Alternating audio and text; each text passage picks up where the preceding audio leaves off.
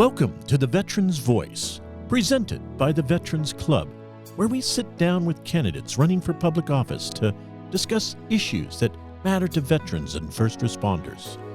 Our goal is simple: to give veteran voters a clear, unfiltered look at the people and policies shaping our communities and our nation.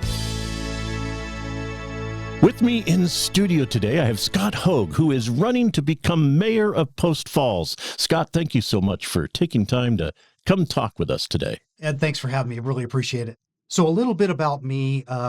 As you mentioned, I am running for the Post Falls mayor's position. I feel like I'm the best candidate for Post Falls mayor.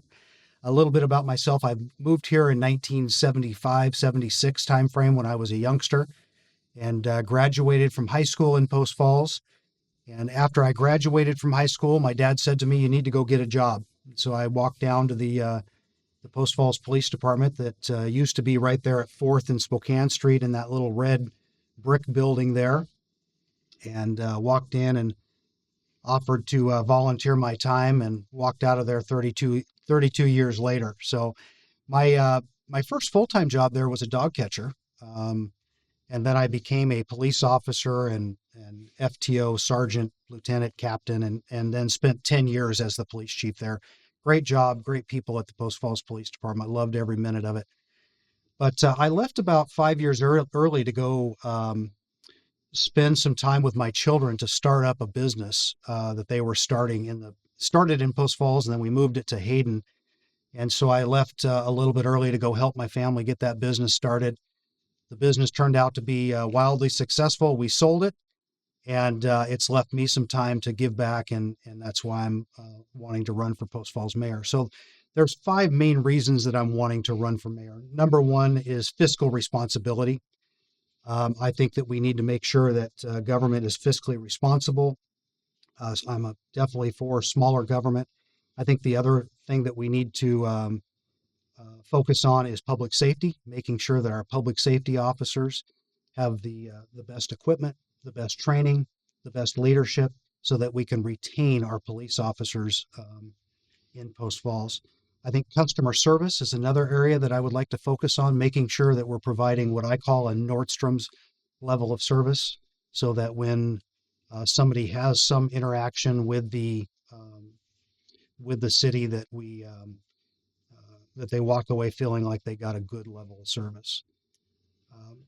The other thing that's important to me is sane growth management. I'm not anti-growth, but I think what's happening with a lot of the big apartment complexes and some of those smaller areas, like down on 1st, 2nd, 3rd Street, off of Spokane Street, where we're shoehorning in these big apartment complexes, needs to be looked at. And we need to make sure that when we bring growth to Post Falls, that it makes sense for the citizens there, and it makes sense from an infrastructure standpoint, from our roads, sewer, water, that type of thing. The other priority for me is making sure that we're business focused, that we, when we can say yes, when it makes sense for Post Falls, that we say yes. I think many times in government, we get to know pretty quickly. And so I think we need to have more businesses in Post Falls. We need to be saying yes. If you live in Post Falls, when I want to go to dinner, or I want to go do something, I either go to Spokane or I go to Coeur d'Alene. We need to change that. We need to make sure that Post Falls continues to bring in businesses to promote our community. And I don't think we've done a stellar job of that. And that's an area that I would like to focus on. The other thing is, and finally, is just making sure that our infrastructure stays up with what we've got going on, making sure that our roads are maintained, our water, our sewer, our parks are all up to standard. So that's a little bit about me, and that's a little bit about what I would like to see and improve in Post Falls. Excellent. Scott, thank you so much. So you got a few minutes for some Q&A? Absolutely, yes. Excellent. So let's dive right in here. You talk about fiscal responsibility. What does a fiscally prudent city look like to you?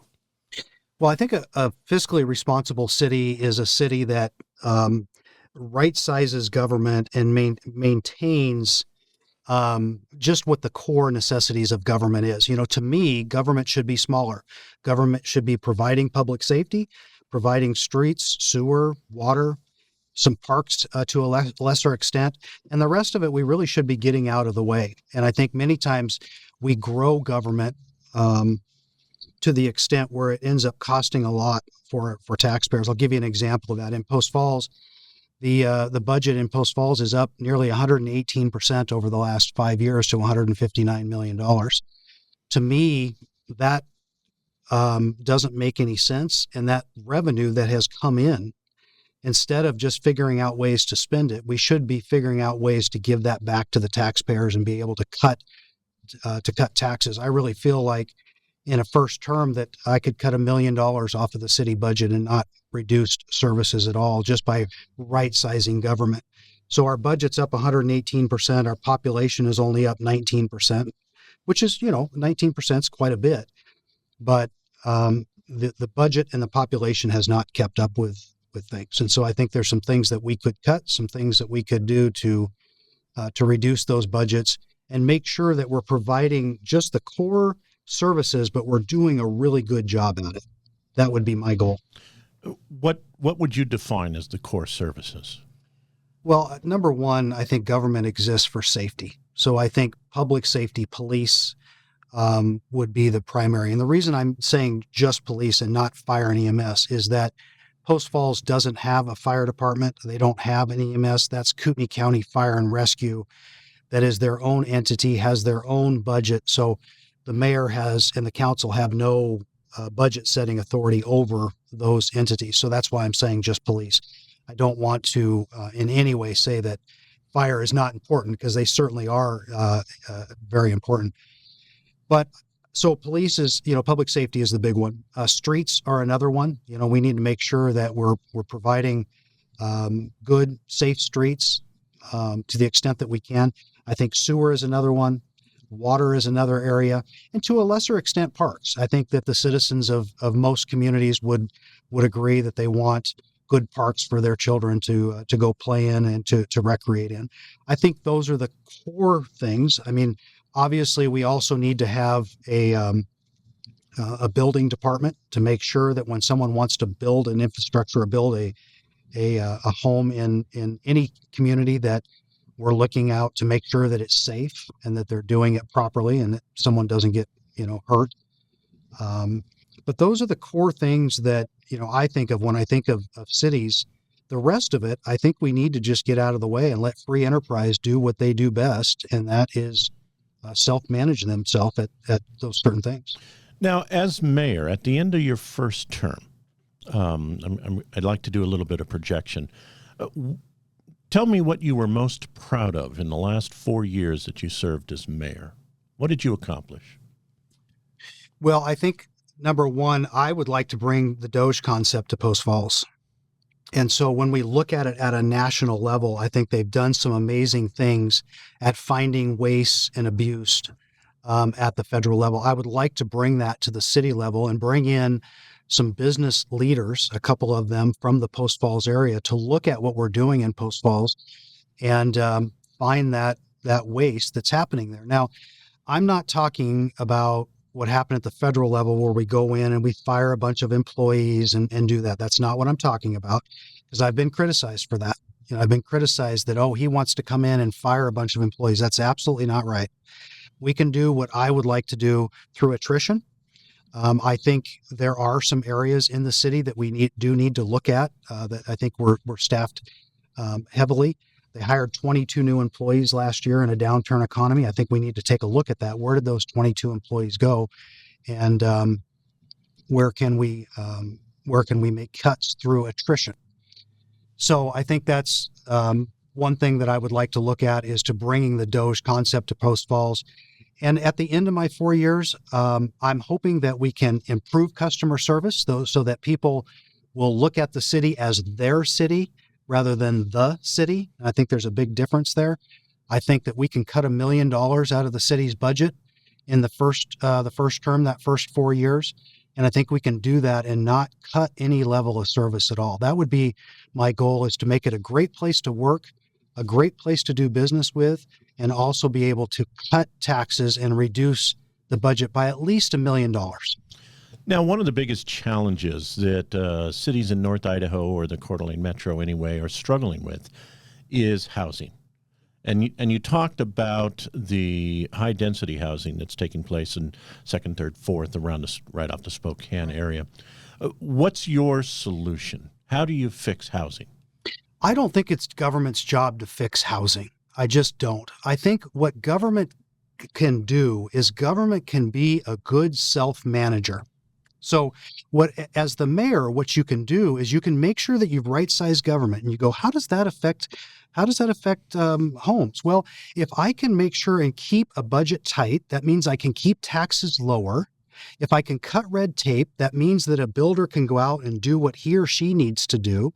If I can keep fees low, that will help the builder to be able to sell a house for less money. Because right now, to build a house, you're anywhere between 15 and 20% in government fees to build a home. So how can we reduce the price of homes? Well, if government can reduce some of those fees to allow for a less expensive build, then we can help in those areas to be able to cut red tape, cut our fees, and create smaller government, and then let free enterprise go out and do what they want to do.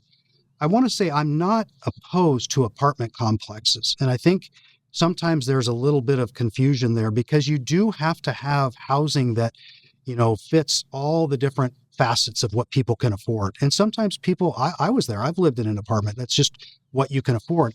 What my concern is on 1st, 2nd, and 3rd Street there, you have Mrs. Odette's who's live on 2nd Street there. I've been canvassing and I've ran into these people.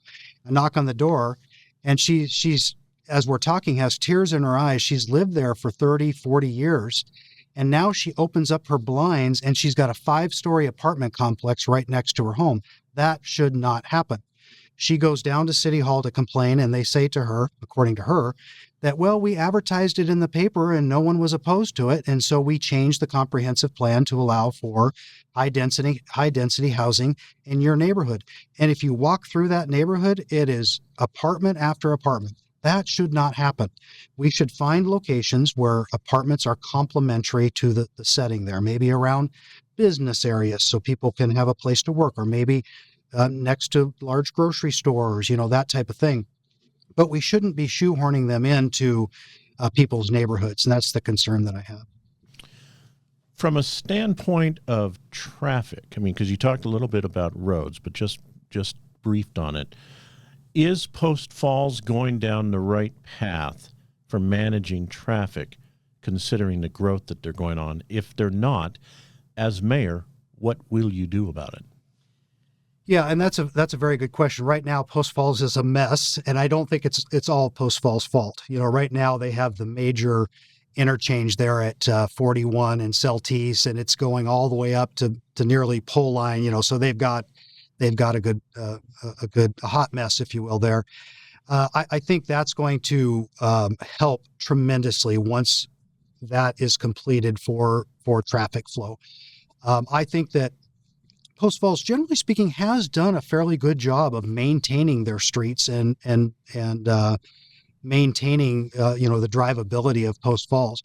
But I think that's something that we need to continue to work on as we approve these big developments that come in. Make sure that we're doing traffic studies, make sure that we continue to monitor that. So I don't think that that's a big complaint that I have right now as far as the traffic in Post Falls. Now, if you wanted to talk about Coeur d'Alene or Hutter, much other areas, that's different. But in Post Falls, I think they've done a fairly good job in that area. Last question that I have for you, and then I'll give you a chance to wrap up. You served as police chief for 10 years. You served on the police department for over 30 years. How does the role of mayor to you differ from the role of police chief? Well, the role of the police chief is to run the police department and make sure that, you're fighting crime, keeping crime low, engaging with the community. You're managing one of the largest city budgets, being the police department's budget. So the police chief's role is different, but there are some similarities. With the mayor, you're sort of the CEO of the whole organization. You're overlooking the whole city. So the difference would be is that you have all of the different department heads that you're working with. But being police chief, there's some things that I think it taught me. Number one is how to manage a budget. The city of Post Falls budget is somewhere between 200 and 300 pages long. I understand that budget. I can look at it and I can tell you where the waste is at. I can tell you where the areas that need to be cut. I know where the bodies are buried. And so that will help me as I become mayor to be able to find those areas that we can cut to be able to reduce budgets and reduce taxes. The other thing is that the mayor's responsibility is to be out there looking out for the whole community, building community engagement. And as police chief, I did the same thing. I made it a priority to build relationships between the police department and the community. I'd like to do the same thing between the city and the community. I think that's an area that we could improve on. One of the things that I want to make clear, because I've been asked this question, is would you come back in and try to run the police department? The answer to that is no. I was already the police chief. I retired from that. I have no interest in doing that. That's the police chief's job. And my job as mayor is to give him or her the funds that they need to be successful, to give them the training, the equipment, the support that they need to go out there and do their job and do it well and be the best at what they do. Any final thoughts, last argument, if you will, for the listener? I think the final thoughts is that I see a city in chaos, and we're being told that all is well in the city of Post Falls. And if you look at where we're at from a fiscal management standpoint, we've got a lot of work to do, and it's low-hanging fruit. It's really simple things that we can do to cut your taxes and make sure that we return the money back to the taxpayers. The city of Post Falls right now has nearly $500 million, with a B, dollars of money sitting on the sidelines. That money should be looked at, and if it's not allocated for a project, it should be going back to the taxpayers and back in the hands of the people that it belongs in. Those are the kind of things that I want to bring to Post Falls, is to look at that fiscal responsibility really closely. And my promise is in the first year, we can cut that budget by $1 million. Secondarily, I think customer service is extremely important, providing what I call that Nordstrom's level of service to the citizens of Post Falls, cutting red tape, working to bring in businesses to our community, because the more businesses we bring in, the lower we can reduce taxes for the residents that are there. And I think we do that by partnering with the Chamber of Commerce and being a good partner and having them know that we have their back as they bring businesses in. And then, making sure that we have sane growth, making sure that when someone comes and wants to put an apartment complex or houses in Post Falls, that it makes sense for us to do that, and we're not just rubber stamping everything that comes through. So I think by doing those kind of things, we can improve what we have going at the city of Post Falls, and we can make it, again, a great place to live, work, and play. Excellent. Scott, thank you so much for taking time to talk with the Veterans Club. Thank you for having me. Appreciate it. Thanks for listening to The Veterans Voice, a program of the Veterans Club. To learn more, explore upcoming episodes, or connect with our veteran community, visit theveteransclub.org. Stay informed, stay involved, and remember, your voice is your vote.